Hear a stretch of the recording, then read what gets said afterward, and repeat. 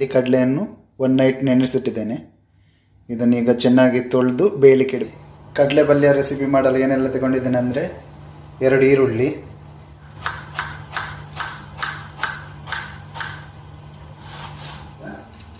ಈರುಳ್ಳಿಯನ್ನು ಫ್ರೈ ಮಾಡ್ಕೋಬೇಕು ಹಾಕಿ.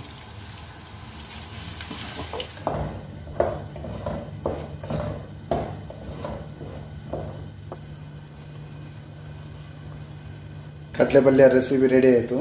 ಹೇಗೆ ಬಂದಿದೆ ಅಂತ ನೀವು ನೋಡ್ತಾ ಇರ್ಬೋದು. ಹೆಲೋ ವ್ಯೂವರ್ಸ್, ಕರುನಾಳ ದಂಪತಿ ಯೂಟ್ಯೂಬ್ ಚಾನೆಲ್ಗೆ ತಮಗೆ ಮತ್ತೊಮ್ಮೆ ಸ್ವಾಗತ. ನಮ್ಮ ವಿಡಿಯೋ ನೋಡ್ತಾ ಇರೋರು ದಯವಿಟ್ಟು ನಮ್ಮ ಚಾನೆಲ್ಗೆ ಸಬ್ಸ್ಕ್ರೈಬ್ ಮಾಡಿ. ಧನ್ಯವಾದಗಳು. Hi friends, welcome back to our YouTube channel. ನಾನಿವತ್ತು ಕಡಲೆ ಪಲ್ಯ ರೆಸಿಪಿ ಮಾಡ್ತಿದ್ದೇನೆ. ಕಡಲೆಯನ್ನು ನೆನೆಸಿಟ್ಟಿದ್ದೇನೆ, ಒನ್ ನೈಟ್ ನೆನೆಸಿಟ್ಟಿದ್ದೆ. ಬಲ್ಯಾರ ಅಂದರೆ ಮೀನು, ಒಣ ಮೀನು ಬಲ್ಯಾರ ಹಾಕಿ ಕಡಲೆ ಗಸಿ ಥರ ಮಾಡ್ತಾಯಿದ್ದೇನೆ. ಹೇಗೆ ಬರುತ್ತೆ ಅಂತ ನೋಡೋಣ ಬನ್ನಿ. ಕಡಲೆ ಬಲ್ಯಾರ ಮಾಡಲು ನಾನಿಲ್ಲಿ ಕಡಲೆಯನ್ನು ಒನ್ ನೈಟ್ ನೆನೆಸಿಟ್ಟಿದ್ದೇನೆ. ಇದನ್ನೀಗ ಚೆನ್ನಾಗಿ ತೊಳೆದು ಬೇಯಲಿಕ್ಕೆ ಇಡಬೇಕು.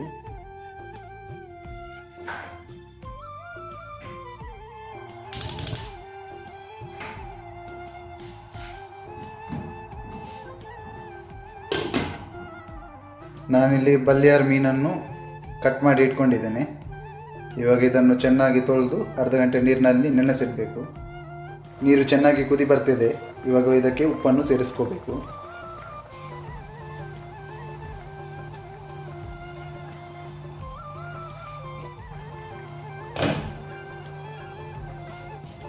ನಾನಿಲ್ಲಿ ಕಡಲೆ ಪಲ್ಯ ರೆಸಿಪಿ ಮಾಡಲು ಏನೆಲ್ಲ ತಗೊಂಡಿದ್ದೇನೆ ಅಂದರೆ 2 ಈರುಳ್ಳಿ,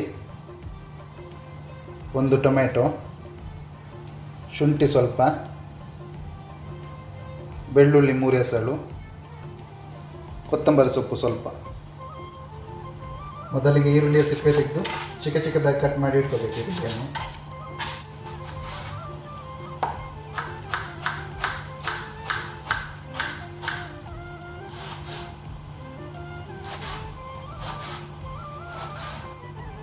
ಬೆಳ್ಳುಳ್ಳಿಯ ಸಿಪ್ಪೆ ತೆಗೆದು ಚಿಕ್ಕದಾಗಿ ಕಟ್ ಮಾಡಿ ಇಟ್ಕೋಬೇಕು. ಬೆಳ್ಳುಳ್ಳಿಯನ್ನು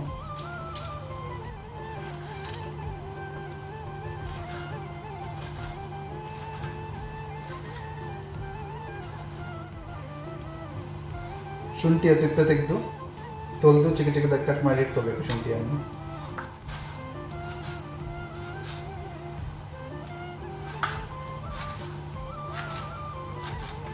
ಟೊಮೆಟೊವನ್ನು ತೊಳೆದು ಚಿಕ್ಕದಾಗಿ ಕಟ್ ಮಾಡಿ ಇಟ್ಕೊತಿದ್ದೇನೆ.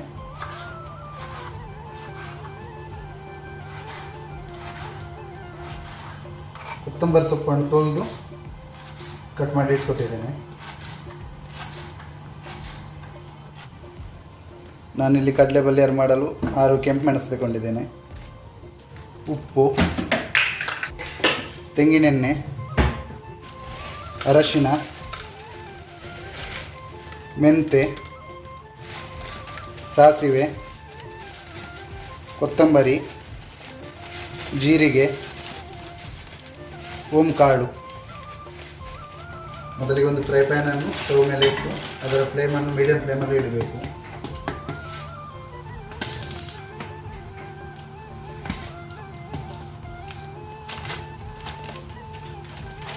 ಫ್ರೈ ಪ್ಯಾನ್ ಬಿಸಿಯಾದ ನಂತರ ಅದಕ್ಕೆ ತೆಂಗಿನೆಣ್ಣೆ ಸೇರಿಸ್ತಿದ್ದೇನೆ.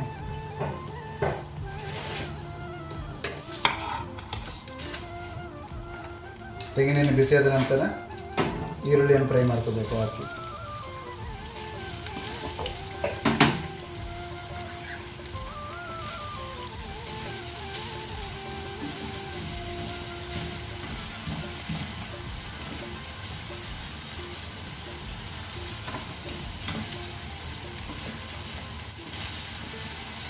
ಈರುಳ್ಳಿ ಚೆನ್ನಾಗಿ ಫ್ರೈ ಆಗಿದೆ, ಸಾಕು. ಇಷ್ಟ ಆದರೆ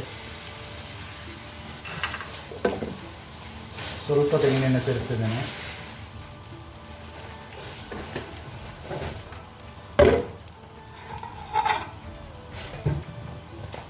ತೆಂಗಿನೆಣ್ಣೆ ಬಿಸಿಯಾದ ನಂತರ ಬೆಳ್ಳುಳ್ಳಿ ಸೇರಿಸ್ತಿದ್ದೇನೆ.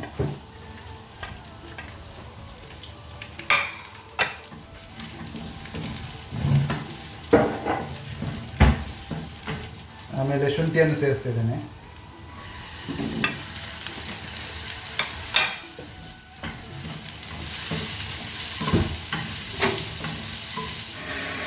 ಆಮೇಲೆ ಟೊಮೆಟೊವನ್ನು ಸೇರಿಸ್ತಿದ್ದೀನಿ.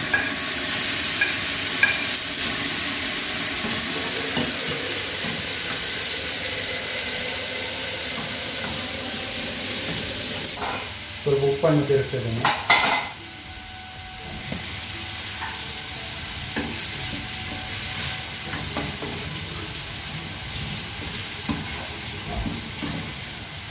ಸಾಕು ಫ್ರೈ ಆಗಿದೆ.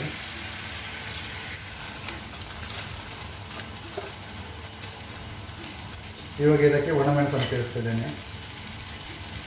ಒಣಮೆಣಸನ್ನು ಸ್ವಲ್ಪ ರೋಸ್ಟ್ ಮಾಡ್ಕೋಬೇಕು. ಸಾಕು ರೋಸ್ಟ್ ಆಗಿದ್ದು. ಇವಾಗ ಇದಕ್ಕೆ ಮೆಂತ್ಯವನ್ನು ಸೇರಿಸ್ತಿದ್ದೀನಿ.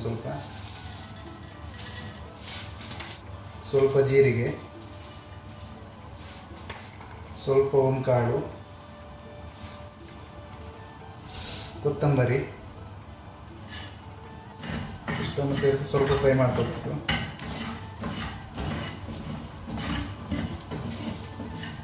ಸ್ವಲ್ಪ ಫ್ರೈ ಆದರೆ ಸಾಕು.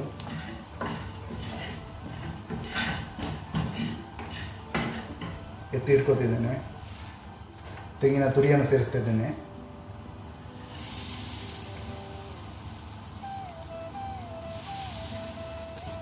ತೆಂಗಿನ ತುರಿಗೆ ಸ್ವಲ್ಪ ಅರಶಿನ ಸೇರಿಸಿ ಡ್ರೈ ರೋಸ್ಟ್ ಮಾಡ್ಕೋಬೇಕು.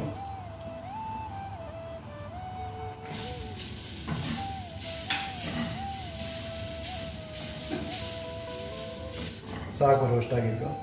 ಫ್ಲೇಮ್ ಆಫ್ ಮಾಡ್ತಿದ್ದೇನೆ. ಕಡಲೆ ನೀರು ಡ್ರೈ ಆಯಿತು.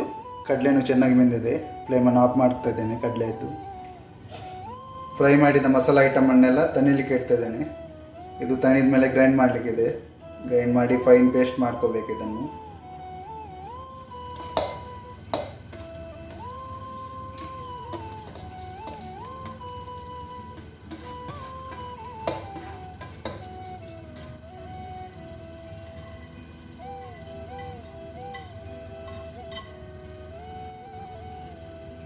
ಸ್ವಲ್ಪ ನೀರನ್ನು ಸೇರಿಸ್ತಿದ್ದೇನೆ.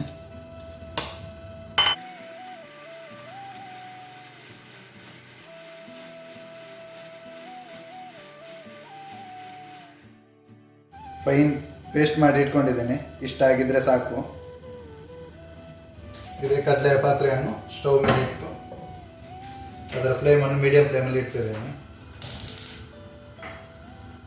ಪಾತ್ರೆ ಬಿಸಿಯಾದ ನಂತರ ನಾವು ಗ್ರೈಂಡ್ ಮಾಡಿದ ಮಸಾಲವನ್ನು ಸೇರಿಸ್ತಿದ್ದೇನೆ. ಅದರಲ್ಲಿ ಮಸಾಲವನ್ನು ಸೇರಿಸಿ ಚೆನ್ನಾಗಿ ಮಿಕ್ಸ್ ಮಾಡ್ಕೋಬೇಕು. ಮಿಕ್ಸ್ ಮಾಡಿ ಸ್ವಲ್ಪ ಹೊತ್ತು ಬೇಯಿಸಬೇಕು. ಕಡಲೆ ಬೆಂದಿದೆ. ಮಸಾಲ ಸ್ವಲ್ಪ ಬೇಯಬೇಕು. ಮಸಾಲ ಸ್ವಲ್ಪ ಕುದಿ ಬಂದ ಮೇಲೆ ಅದಕ್ಕೆ ಡ್ರೈ ಫಿಶನ್ನು ಸೇರಿಸ್ಕೊಳ್ಬೇಕು. ಬಲ್ಲೇರ ಮೀನನ್ನು ಸೇರಿಸ್ಕೋಬೇಕು ಅದಕ್ಕೆ.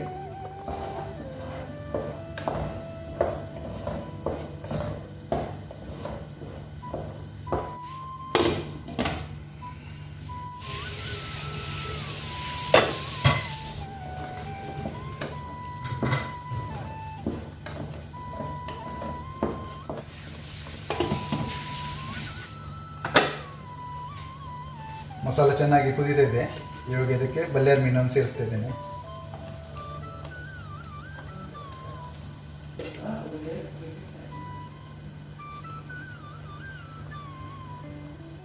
ಇವಾಗ ಚೆನ್ನಾಗಿ ಮಿಕ್ಸ್ ಮಾಡ್ಕೋಬೇಕು. ಮಿಕ್ಸ್ ಮಾಡಿ ಸ್ವಲ್ಪ ಹೊತ್ತು ಬೇಯಿಸ್ಕೋಬೇಕು.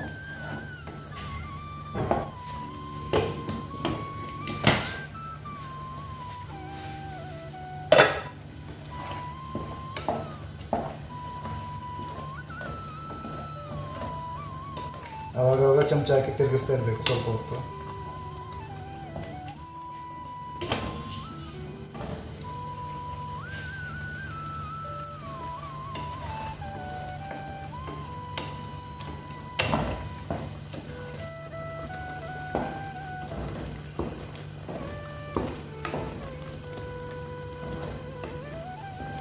ಮಸಾಲ ಸ್ವಲ್ಪ ಡ್ರೈ ಆಗ್ತಾ ಬಂತು. ಜಾಸ್ತಿ ಡ್ರೈನೂ ಆಗಬಾರ್ದು ಮಸಾಲ. ಸಾಕಿಷ್ಟು ಆಗಿದ್ದು. ಇವಾಗ ಇದಕ್ಕೆ ಕೊತ್ತಂಬರಿ ಸೊಪ್ಪನ್ನು ಸೇರಿಸಿ ಒಂದು ಲೋ ಫ್ಲೇಮಲ್ಲಿ ಒಂದು 2-3 ನಿಮಿಷ ಇಡಬೇಕು ಇದನ್ನು.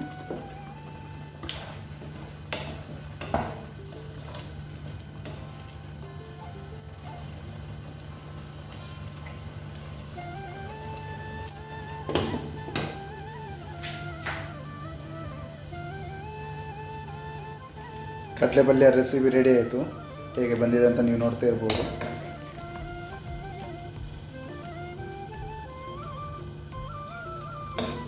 ಸಾಕು, ಈಗ ಫ್ಲೇಮನ್ನು ಆಫ್ ಮಾಡಿ ಇಟ್ಕೊತಿದ್ದೇನೆ. ಇವತ್ತಿನ ವಿಡಿಯೋ ಇಷ್ಟ ಫ್ರೆಂಡ್ಸ್. ನಿಮಗೆ ಈ ವಿಡಿಯೋ ಇಷ್ಟ ಆಗಿದ್ದರೆ ಲೈಕ್ ಮಾಡಿ, ಶೇರ್ ಮಾಡಿ ಮತ್ತು ಕಮೆಂಟ್ ಮಾಡಿ. ನೀವು ನಮ್ಮ ಚಾನಲ್ಗೆ ಹೊಸಬರಾಗಿದ್ದರೆ ದಯವಿಟ್ಟು ಸಬ್ಸ್ಕ್ರೈಬ್ ಮಾಡಿ. Thank you for watching.